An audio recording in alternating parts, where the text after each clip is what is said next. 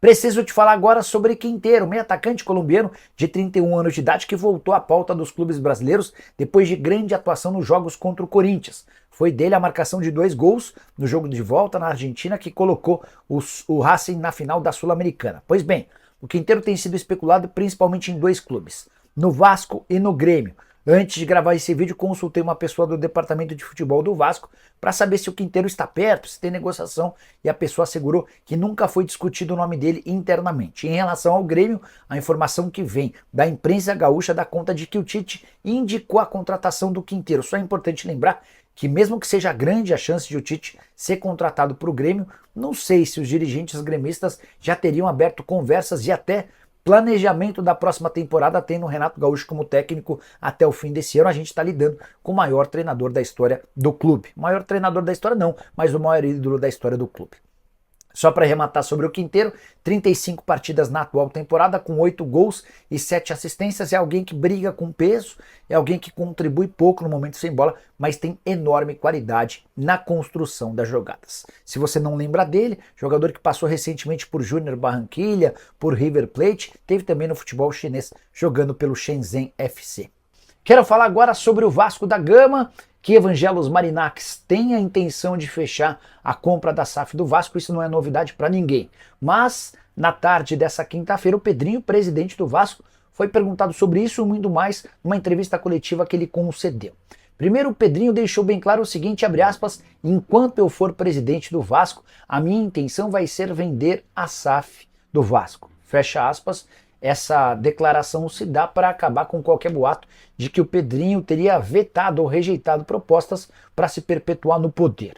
Sobre o Marinax, ele foi perguntado e respondeu da seguinte maneira: existem alguns investidores, mas tenho que ter cuidado, porque as pessoas acham que são negociações avançadas perto de fechar.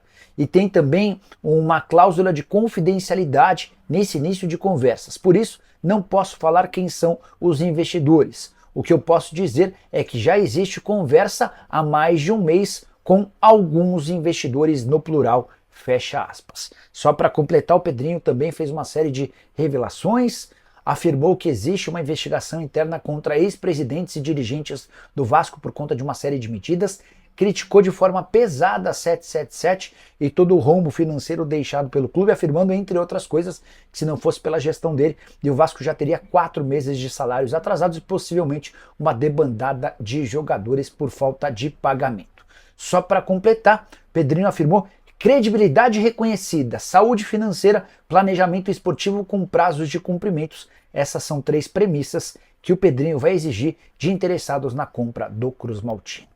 Nicola, sobre Luciano Acosta, pode verificar se pode vir ao Vasco em troca do Orelhano? Posso sim.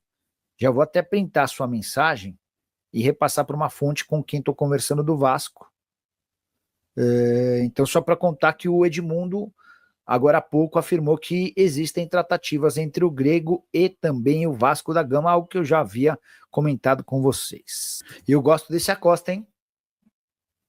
Ah, só mais uma, eu perguntei sobre...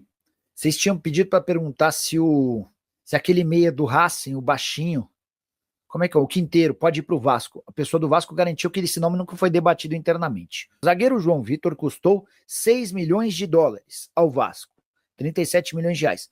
Mas a negociação possui uma cláusula que, se o Vasco permanecer na Série A em 24, o clube terá que pagar mais 2 milhões de dólares, totalizando quase 50 milhões de reais. Eu fui checar com uma pessoa do Vasco. Mandei mensagem, quer ver que horas? 17h53. A pessoa respondeu 18h43. Pois é a mais pura verdade. Então, cara, eu tenho dúvida até se foi de dólares ou foi de euros. Quer ver? Ó? João Vitor, Vasco, compra. E eu acho que foi de euro. Ó, foi isso mesmo.